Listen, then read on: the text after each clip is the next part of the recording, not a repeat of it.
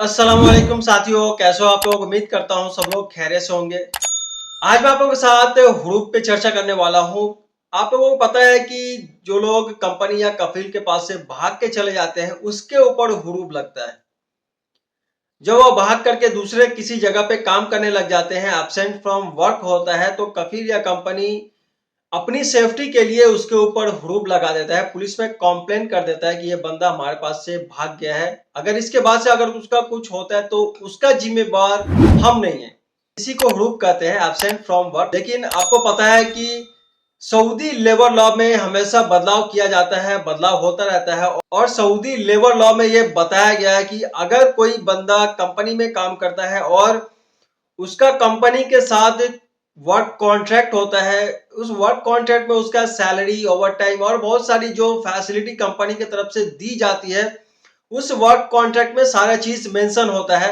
और मैं आपको बता दूं कि अगर आप छुट्टी जाते हैं और छुट्टी जाने से पहले अगर आपका वर्क कॉन्ट्रैक्ट एक्सपायर हो जाता है और आप छुट्टी जाते हैं और छुट्टी से वापस नहीं आते हैं, तो आपके ऊपर भी हुरूप लगा दिया जाता है। जैसा कि आप लोगों को पता है कि सऊदी अरब के अंदर 2024 में छुट्टी पे जाने पे जो पाबंदी लगती थी, उस कानून को खत्म कर दिया गया है और जो लोग छुट्टी पे जाएंगे वह दोबारा दूसरे वीजे पे सऊदी अरब के अंदर आ सकते हैं। लेकिन आपको बता दूं कि अगर आप कंपनी में काम करते हैं और आपका वर्क कॉन्ट्रैक्ट एक्सपायर हो जाता है और एक्सपायर होने के बाद अगर आप छुट्टी जाते हैं और किसी कारणवश आप छुट्टी से वापस सऊदी अरब के अंदर नहीं आते हैं, तो आपके ऊपर भी हुरूप लग जाएगा। और जब आप नए दूसरे वीजे पे सऊदी अरब के अंदर आएंगे तो आपको सऊदी के एयरपोर्ट से आपको वापस कर दिया जाएगा आपके मुल्क में और आपको ब्लैक लिस्टेड कर दिया जाता है जब आपके ऊपर हुरूप लगता है।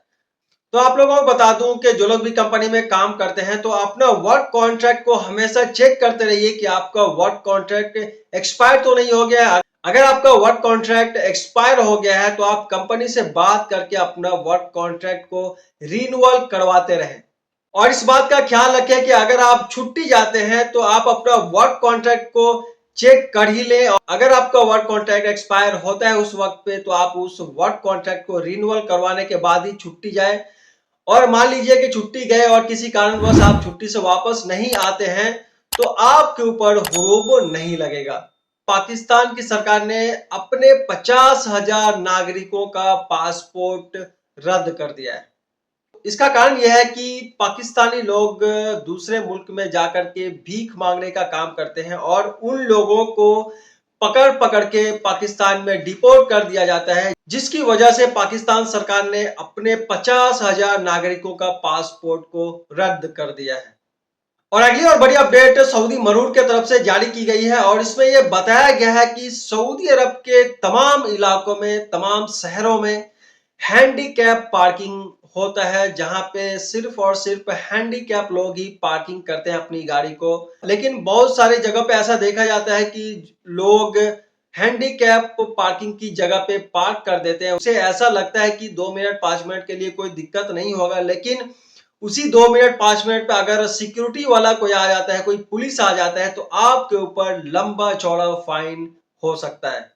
आप स्क्रीनशॉट के माध्यम से देख सकते हैं कि सऊदी मरूर के तरफ से पूरा बाकायदा बता दिया गया है कि अगर कोई भी बंदा, अगर कोई भी हैंडीकैप पार्किंग पे अगर अपनी गाड़ी को पार्किंग करता है, अगर वह हैंडीकैप नहीं है, तो अगर पकड़ा जाता है तो उसके ऊपर भारी भरकम जुर्माना लगा दिया जाएगा।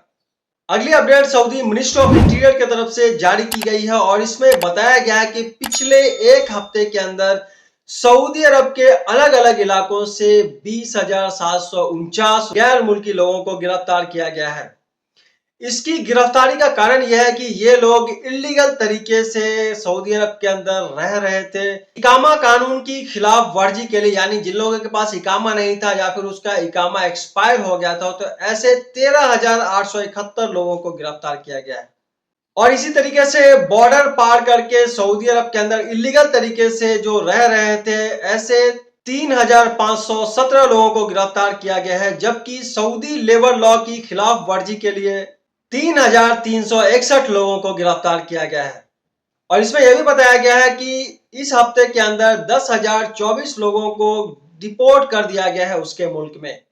तो ये कुछ अपडेटेड न्यूज थी जो मैं आप लोगों के साथ शेयर किया हूं। अगर आपको वीडियो अच्छी लगे तो वीडियो को ज्यादा से ज्यादा शेयर कीजिएगा, लाइक कीजिएगा, और अब तक जो लोग हमारे चैनल को सब्सक्राइब नहीं किए हैं तो आने वाली ब्लॉग को सब्सक्राइब जरूर कीजिएगा ताकि सऊदी अरब की अपडेटेड न्यूज का नोटिफिकेशन आप तक पहुंचती रहे।